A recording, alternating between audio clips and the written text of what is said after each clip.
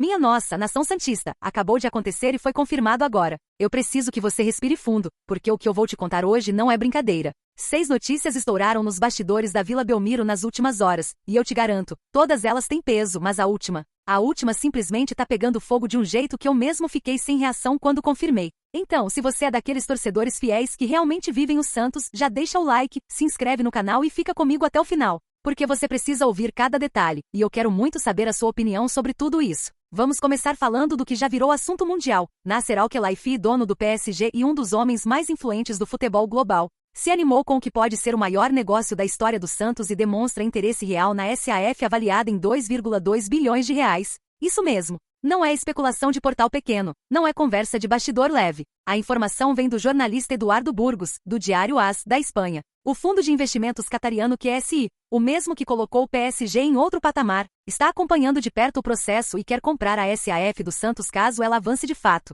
Dentro da Vila, a ideia é vender 90% do clube para quem assumir o comando. E como se isso já não fosse suficiente para movimentar os corredores da Vila Belmiro, 2 outros gigantes também estão no páreo. A Blue Co, grupo dono do Chelsea, e a NR Sports, empresa da família Neymar. Ou seja, pela primeira vez em muito tempo, o Santos vê o mercado global observando atentamente o clube, interessado e preparado para uma negociação histórica. Segundo um estudo da XP Investimentos, o valor da SAF do Santos está na casa dos 2,2 bilhões de reais, o que coloca o peixe entre os ativos mais valiosos do futebol brasileiro, mesmo vivendo um momento esportivo delicado. E falando em momento delicado, o clima dentro do clube é de absoluta pressão total, porque o Santos vive um dos jogos mais importantes do ano. Segunda-feira, 21 horas no Beira-Rio, confronto direto com o Internacional, um jogo de 6 pontos que decide se o peixe respira ou afunda ainda mais. O Santos hoje está em 16 graus com 37 pontos, apenas um pontinho acima do Vitória, que briga para sair do Z4. E detalhe, o próprio Vitória venceu o Sport por 3-1,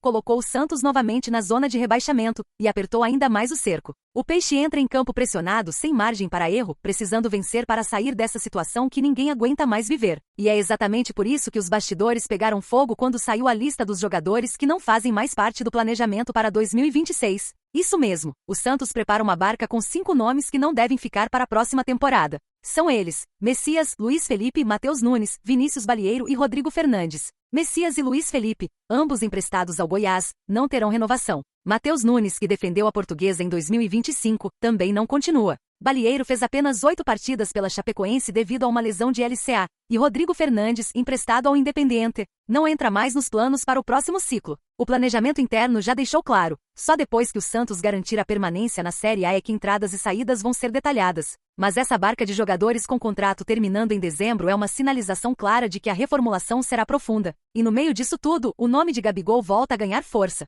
O Santos tentou o atacante em 2024, e Marcelo Teixeira avalia positivamente a contratação, embora ainda não haja movimentação concreta. Do outro lado, a novela de Neymar continua sendo uma pauta inevitável. O camisa 10 tem vínculo até o fim de 2025. E qualquer decisão sobre renovação ou saída só deve acontecer após o final da temporada. E já que falamos de Neymar, aqui entra a parte mais pesada da notícia de hoje. O Santos enfrenta o Internacional num jogo que vale a vida, mas não poderá contar com o camisa 10. Neymar sentiu dores no joelho durante a partida contra o Mirassol, e apesar de ter dito internamente que estava disposto a jogar no sacrifício pela importância do confronto, o departamento médico vetou completamente sua participação. Ele foi convencido de que seria imprudente entrar em campo sentindo dores diante de um adversário desesperado como o Colorado, num jogo decisivo, de intensidade altíssima. O problema é que a situação é mais preocupante do que parece. Ainda não existe previsão oficial para o retorno de Neymar, e isso deixou a Vila Belmiro em alerta total. Pelo histórico de lesões, qualquer dor no joelho vira motivo de apreensão, e depois do jogo contra o Internacional, faltam apenas 3 confrontos para fechar o Brasileirão.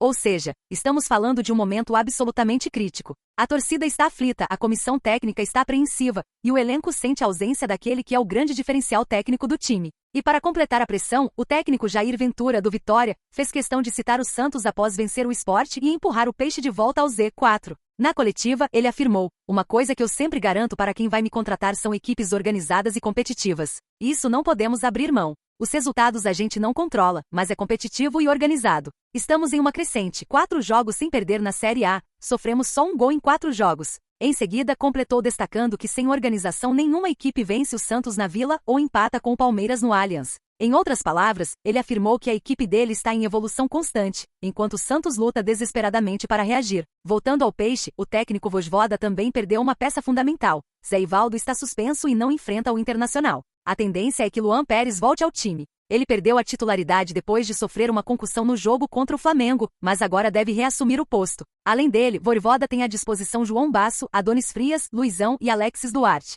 Adonis vem de sequência positiva, Alexis voltou da seleção paraguaia, João Basso não vem sendo utilizado e Luizão praticamente deixou de ser opção. O treinador sabe que a decisão do parceiro de zaga será determinante para manter a consistência defensiva numa partida tão tensa. E para esse jogo decisivo, o Santos deve ir a campo com Gabriel Brazão, Igor Vinícius, Adonis Frias, Luan Pérez e Souza, William Arão, João Schmidt e Zé Rafael, Roleiser ou Guilherme Barreal e Lautaro Dias. Tudo isso sem Neymar, sem margem para tropeço, carregando o peso de enfrentar um adversário direto numa disputa sufocante pela permanência. Agora eu quero saber de você, torcedor santista. Diante de tudo isso que saiu hoje, interesse bilionário na SAF, barca de jogadores, desfalques importantes, pressão na tabela, declaração de Jair Ventura e a situação preocupante do Neymar. Qual é a sua opinião? O Santos reage? Acha que a SAF é o caminho? Como você está enxergando o futuro imediato do clube? Comenta aqui embaixo porque eu quero muito saber o que você sente nesse momento tão decisivo para o Peixão.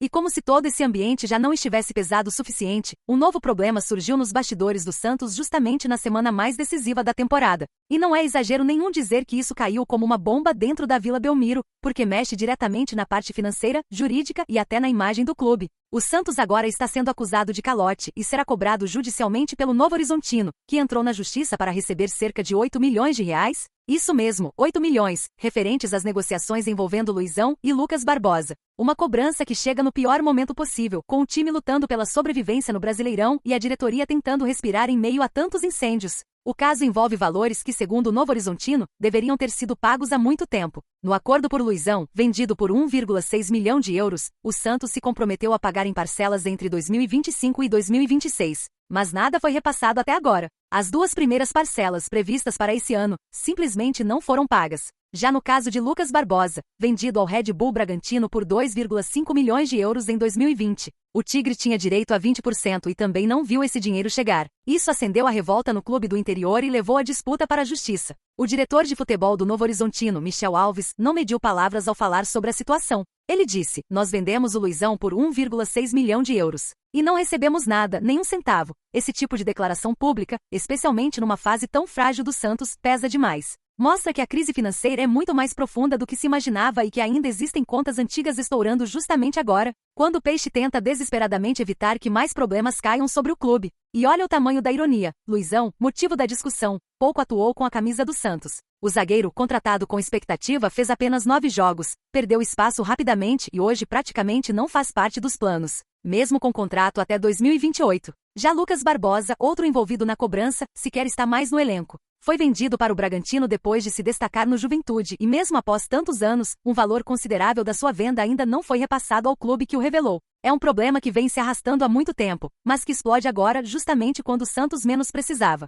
E tudo isso acontece ao mesmo tempo em que o Santos volta para a zona de rebaixamento após a vitória do Vitória, aumentando o desespero interno. São 37 pontos em 34 rodadas, e cada jogo agora carrega um peso emocional quase insuportável. E como se não bastasse lutar contra a própria tabela, contra a pressão psicológica e contra a ausência de Neymar, o Santos ainda precisa lidar com decisões externas que podem influenciar diretamente no seu destino. A arbitragem para o jogo contra o Internacional, por exemplo, virou assunto sério nos bastidores. O árbitro escolhido é David Oliveira Lacerda, que só apitou um jogo do Santos neste Brasileirão, naquela derrota para o Botafogo na Vila Belmiro, quando Neymar foi expulso depois de marcar um gol com a mão. É um histórico que deixa todo mundo apreensivo, especialmente no momento em que a arbitragem tem tomado destaque demais nas partidas decisivas da competição. Internamente, o clima é de alerta total. O entendimento é de que qualquer detalhe pode decidir o jogo, e que erros de arbitragem agora seriam irreversíveis. E no meio disso tudo, ainda tem o drama envolvendo Neymar, que tentou de todas as formas jogar no sacrifício por entender o peso do momento,